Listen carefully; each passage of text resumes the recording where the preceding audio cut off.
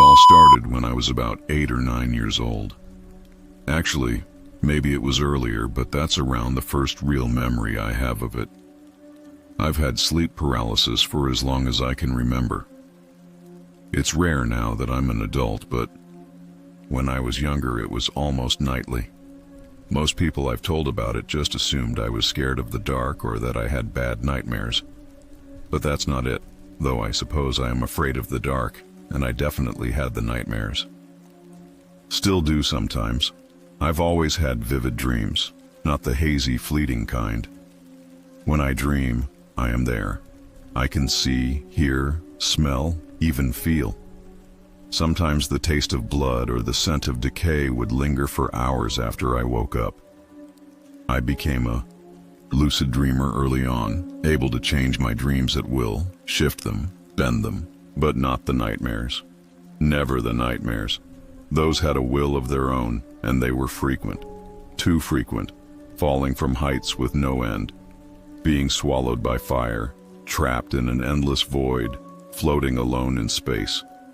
But the worst were the monsters. Some came from the movies I probably watched too young. Jason, Freddy, Leatherface. Others were worse. Creations of something deeper and darker than Hollywood. They were twisted and grotesque. Some were vaguely human, but wrong. Bodies with missing limbs or too many. Eyeless sockets with something squirming inside them.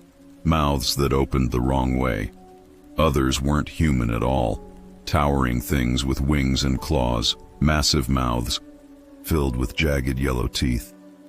Black, oily shadows with glowing red eyes that never blinked. They would just watch me, always watching, while I tried to do normal things like homework or watching cartoons. They stood in corners unmoving until they didn't. Sometimes I'd wake up before they reached me, but not always. People say you can't die in your dreams, that if you do, you'll never wake up. They're wrong. I've died dozens of times, burned alive, drowned, shot, stabbed.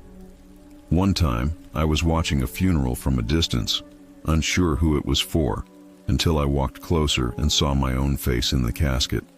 I didn't go back to sleep that night. I didn't even move. But what really scared me wasn't the dreams. It wasn't even the monsters. It was what happened after I woke up, if you could call it waking. That's what people don't understand. The fear doesn't end when you open your eyes. Let me walk you through a typical night back then. I'd fall asleep with the TV on, always the TV. I needed light, needed sound.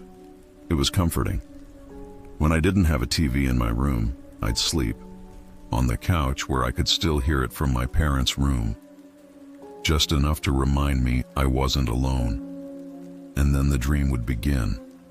The worst one, the one that repeated more than any other, started with me waking up in my own bed. From my own point of view, it looked and felt exactly like real life. The only clue that it wasn't reality was the clock, always the same time. 3:33 a.m. The moment I saw that glowing red number, the fear would start to crawl through my body like ants under the skin. I knew what was coming, but I couldn't stop it. I'd sit up, rub my eyes, yawn. Everything felt normal.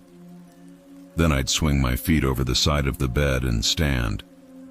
It was like I was following a script written by something else, something cruel. I'd head for the bathroom. I never made it there and trip over something unseen. I'd fall hard, crashing into my nightstand, knocking the alarm clock to the ground where it would hit me on the head and land face up on the floor. That's when I'd look under the bed and see it, or rather, I wouldn't see anything at first, only a thick, impenetrable darkness. It wasn't natural. Light didn't touch it. It was like staring into a hole in the universe. No depth, no shape, no end. And then the eyes would appear. Two small orbs of flickering blue fire floating in that void. Unblinking. Watching. I couldn't move, couldn't even blink. The fear took over, locked every muscle in place. Then the breath came, It hit me all at once. Cold, icy wind across my face that chilled me straight to the bone. But worse than the cold was the smell. Rot, sulfur, burning meat, and something worse I can't even describe. Like despair made physical.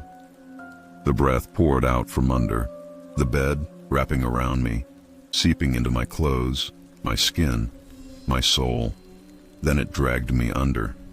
I never saw hands, claws, or anything else, but I was pulled, helpless, into the blackness.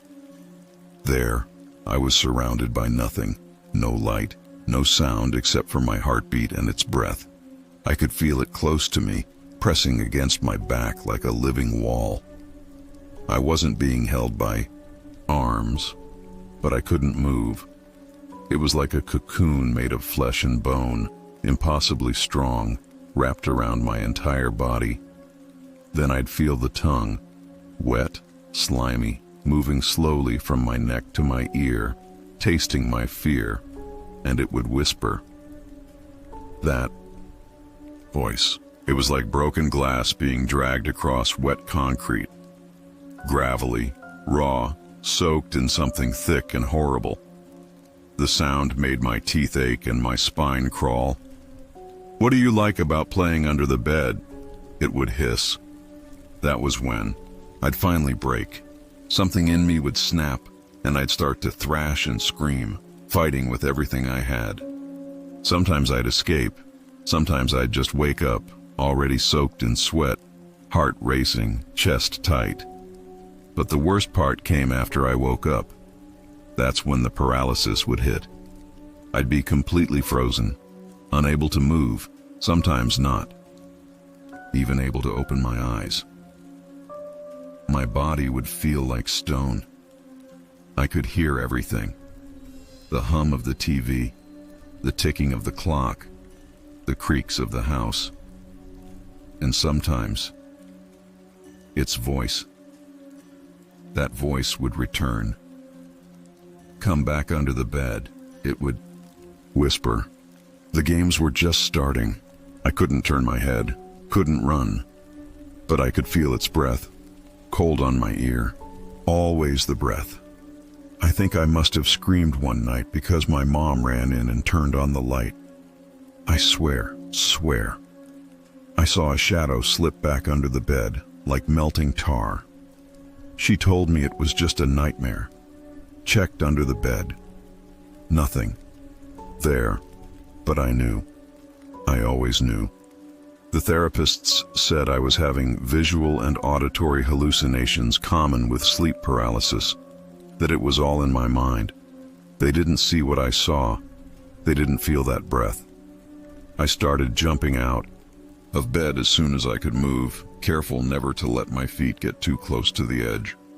I'd run to my parents' room, dive into bed with them. I was still doing that until I was nearly 14, and the thing was, I didn't always wake up in bed.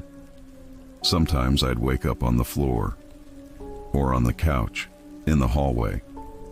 Once, I woke up in the bathtub, another time on the porch.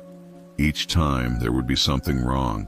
Scratches on my arms, bruises, scrapes. One night I had a 6-inch cut across my ribs, still have the scar. The doctors said I was sleepwalking, that I must have bumped into something, but I don't remember walking anywhere. I only remember blackness and cold and those eyes.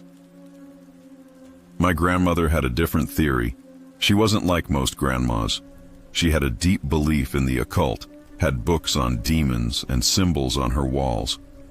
She said things I never understood when I was little. When I told her about the dreams, about 3:33 a.m., she crossed herself and made a strange gesture with her fingers, something about warding off evil. She told me, 3:33 is a time of darkness, a mockery of the Holy Trinity. That's when the veil is thin, when spirits and worse things slip through. What you saw wasn't a dream. It was a demon, child. It wanted you. I asked her why it wanted me. She wouldn't answer. She told me I wasn't just sleepwalking. that I was being pulled into another place, a plane of shadows, a thin place between this world and the next, a place some never return from. We used to think she was a little crazy.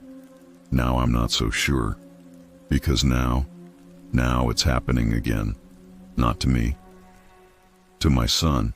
He's 7, just a little younger than I was when it started, and he's been waking up every night around 3:30 a.m., screaming. He says it's the monster with the fire eyes. He says it wants to play under the bed. I held him after one of the episodes. He was shaking, tears pouring down his face, clutching my shirt like he was drowning. I told him it was just a dream, that everything was okay. I was trying to calm him down, trying to believe it myself, but he kept saying no, over and over.